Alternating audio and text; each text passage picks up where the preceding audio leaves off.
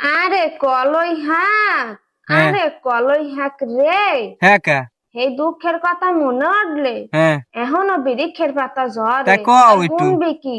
কও দি। গত ফির গো সিফেটটা গো খেতে গেছি। হ্যাঁ।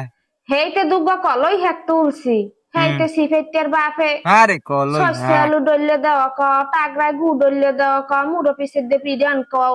হ্যাঁ। সব দেশে তাও হ্যাঁ অজন ইয়ে। করে হে কলই হাক খাইছি। হায় মুখ হায়। কান্দি দিয়ে রইছি। হায়। এ ফির গো কয় কি হ্যাঁ। সিফেটটা গো খেতে আর যামু না। হ্যাঁ। এ ফির গো জাকির রে গো খেতে যামু ওরা ওর মানু বলো ডাকাই। কিছু কইবে হ্যাঁ। কইবে না। হ্যাঁ এবার দুপুর রে বাদ দুগো খাইয়ে হ্যাঁ। খেতের দ্বারে গেছি। তাহার। যাই এগিয়ে এদিক ওদিক চাই একটা পক্ষীও দেখিনি। হ্যাঁ ইয়ে। হ্যাঁ আমি দৌড় দিয়ে যাই ক্ষেতের মধ্যে জাবরা দিয়ে বইছি বুসি মুসি দিয়ে জানি মোরে সাইড কুলের মানে কেউ না দেখে। হায় হায়। হ্যাঁ এবার তো নিরিবিলি তোলতে রইছি। হ্যাঁ। তোলাও কেবল হইছে। তাহার। আর মুঠখানে তোললে হই যায়। হুম। এর মধ্যে আসুক বাতাসের না হান আইয়েই মাথার উপরে এক বালতি গুদেছে ঢাইলিয়া গেদু।